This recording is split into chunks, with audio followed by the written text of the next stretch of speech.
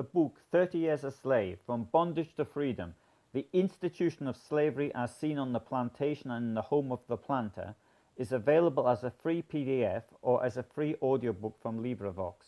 The links are below. It was written by Louis Hughes and first published in Milwaukee by the Southside Printing Company in 1897. The author, Louis Hughes, was born in 1832 on a plantation outside of Charlottesville, Virginia, before being sold as a child to go south. His mother was a slave, but his father was white. He does not mention his father in his account, but the impression I get that his mother was the victim of rape by her owner, as often happened. The account starts with his separation from his mother at the age of 10. Both mother and son thought he was going somewhere to do some work for the day, but as it turned out, he was taken to be sold and he never saw his mother again. Whilst at the slave pen, waiting for a buyer, he describes the whippings that took place and how slave owners outsourced punishments to slave traders. As the owners may not have wanted to whip their own slaves, the slaves were whipped by these professionals, and the money thus earned made up a sizable part of the earnings of the slave traders. Slaves were given their 39 strokes of the lash. This was set up as the maximum in colonial days, and the slave pen was a relatively public place, but in more private places, such as on the plantations or other places where the slaves were exploited, the poor slaves undoubtedly got whipped much more. He was eventually sold to Mr. McGee of Pontotoc, Mississippi, who was a doctor and who taught Louis about how medicines worked. This became useful to him in later life, not only as a slave, but also as a free man. Louis worked both in the house and in the fields, the latter when his labor there was required, and he describes in depth how work was organized. One thing that comes through is that he appears to have a certain feeling about being different, as he is from the state of Virginia. He speaks of the whites in the South looking on Virginians as being better slaves than those from Mississippi, the logic being that Virginia was the first slave state in their eyes. One important part of the story is the punishment that were inflicted on slaves. He notes that slaves probably would not dream of freedom if it were not for the punishments which could be inflicted for next to no reason. For example, he cites a time when crops were not planted in an absolutely straight line, being sufficient cause for a whipping, even though an expert possibly couldn't even tell that the line was absolutely straight. At times, slaves themselves would have to carry out the whipping. For example, they would be forced to form a circle, and the victim would have to run around 3 times naked while his fellow slaves used the whip. There could be as many as 50 people in this circle, meaning that the amount of lashes could be 150. Louis, although working in the house, writes of having his ears boxed by a relative of Mr. McGee, and it was this that pushed him into trying to escape the very first time. 100 years later, Malcolm X spoke of the difference between the, as he put it, the house nigger and the field nigger. The former, who identified with the master and would ask, "How are we feeling today?" and consider himself or herself to be better than those slaves toiling outside. Not so Louis. He identifies himself with his fellow slaves and notes the cruel behavior of the slave owners, even when it's not in their interests. When his wife gave birth to twins, it is the neglect of the owners that leads to their deaths, even though those babies would have grown up to be the property of the owners and had a value of several $100s. The neglect was caused by the amount of work that was given to his wife, even though she should have been nursing the children, particularly when they were sick and dying. Louis knew Nathan Bedford Forrest, who was later to be a Confederate general, war criminal, and one of the early leaders of the Ku Klux Klan. He mentions his later massacre of Union POWs after the Battle of Fort Pillow, although of course he didn't actually witness it. He describes his escape attempts in detail, which involves stowing away on a boat going up the Mississippi River. He notes the obvious sympathy of the Northerners for his plight, and although making it to a non-slave state, he was returned south as per the 1850 slave law, which required all escaped slaves to be returned to their owners, wherever they may be in the United States. A reward of $500 was offered for Louis, a huge sum of money for anyone finding him, and probably around 1/3 to 1/4 of his value at auction. Now, for a person finding him, this would have represented, could have been 2 years' pay, something of that nature. The book details further escape attempts and the punishments that followed them.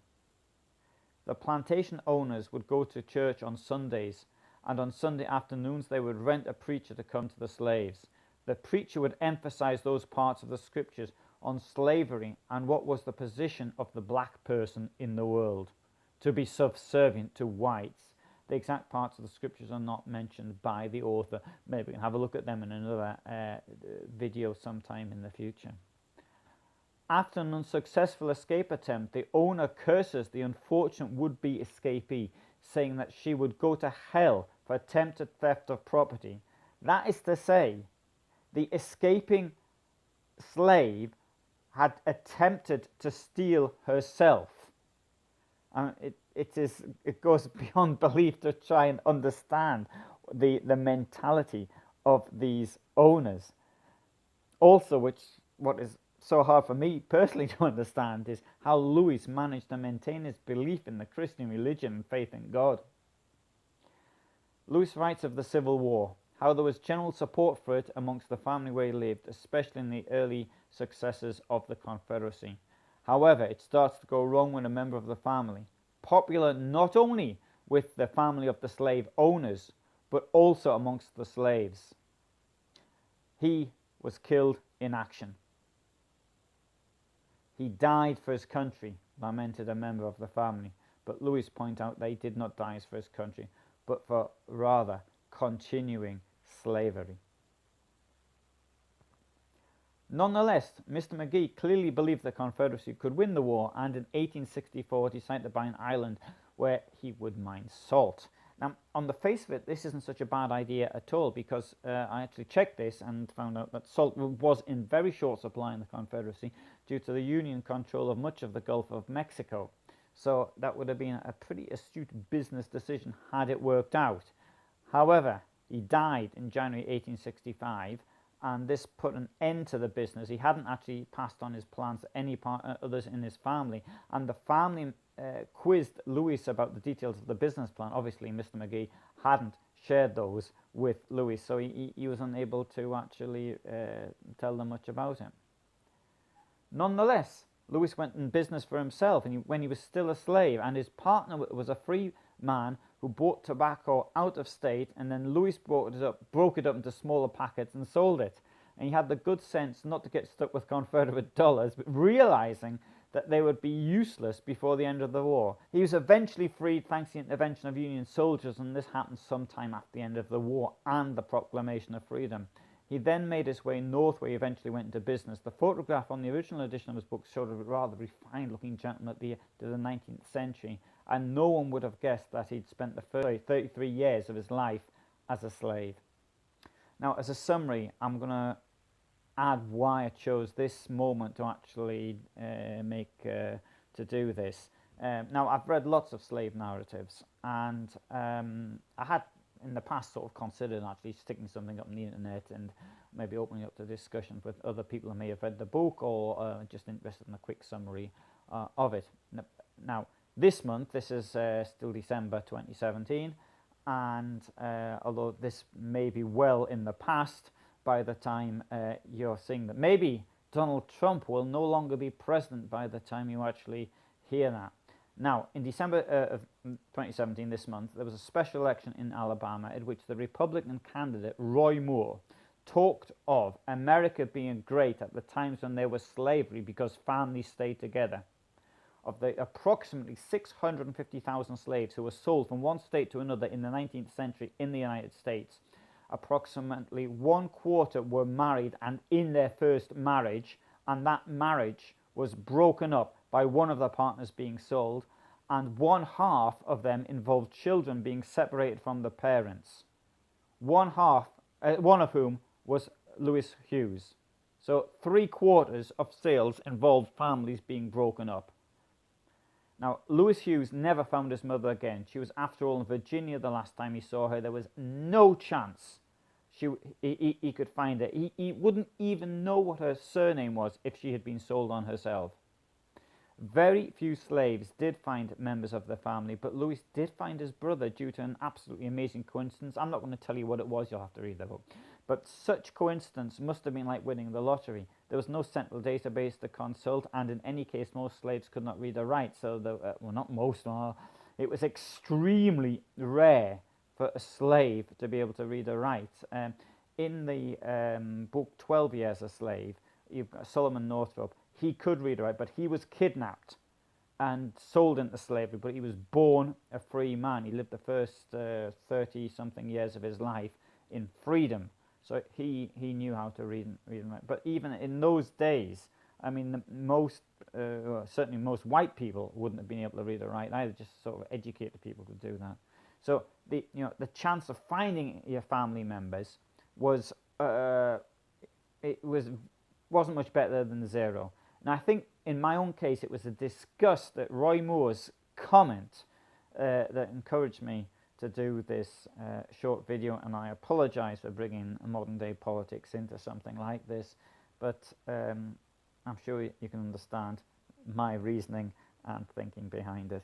If you find this interesting, let me know, because I've read lots of slave narratives, and I am a historian, but not so much. I mean, I'm a Second World War historian, European historian, but I've done no original research of anything in the United States. Having said that, I have read the books, and I do check things out occasionally if something, and I do try to find out where the slaves lived. And thanks to Google Maps, you can actually you can work out more or less where they were held and see what the plantations look like today, which is quite fascinating, really.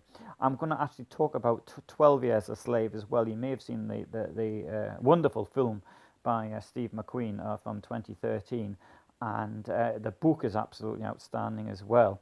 So I'm going to be doing that, and probably be in a little bit more detail than I've done on this one.